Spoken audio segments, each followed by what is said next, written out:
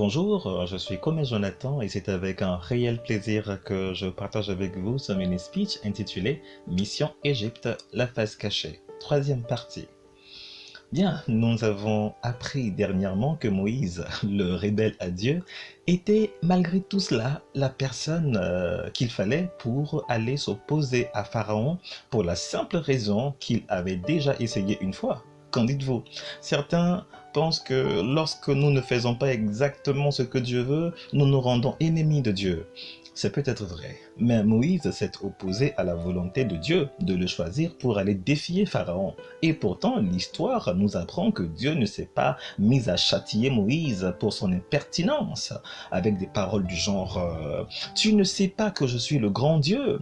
Si tu ne m'obéis pas tout de suite, je vais te faire souffrir, Moïse. » Non, mes amis, les choses ne se sont pas passées comme ça, n'est-ce pas?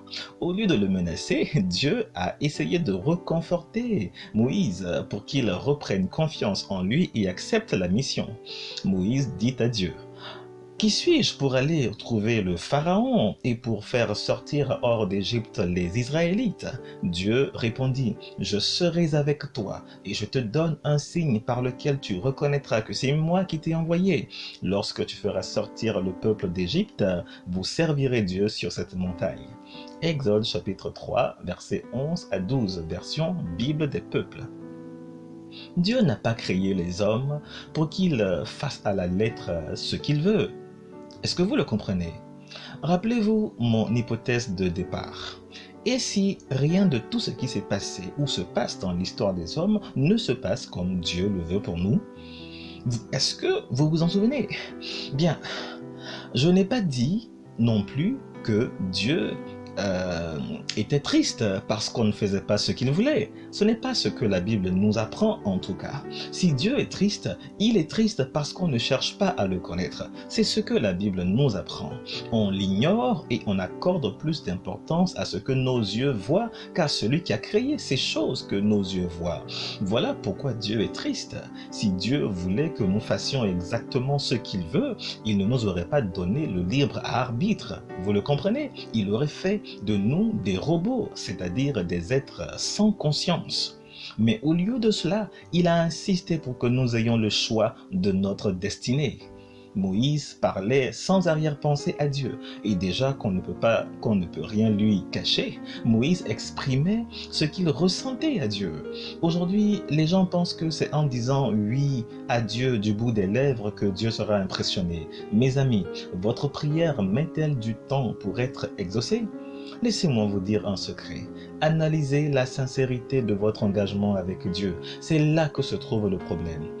On vous dit peut-être que ce sont les sorciers ou la méchanceté des hommes qui sont à l'origine de vos souffrances ou de vos malheurs, mais Dieu n'est pas limité par ce genre de choses. Non, il ne l'est pas. Il peut tout faire pour vous, mais s'il ne bouge pas, c'est qu'il n'est pas convaincu par votre engagement. Je ne parle pas ici du fait que vous commettiez des erreurs de temps en temps. Non, on en fait tous dans des moments de faiblesse. On en fait tous. Non, je parle de votre cœur. Si votre cœur n'est pas à Dieu, il ne se précipitera pas pour vous répondre. Veillez à l'état de votre cœur. N'oubliez pas que rien ne peut être caché à Dieu.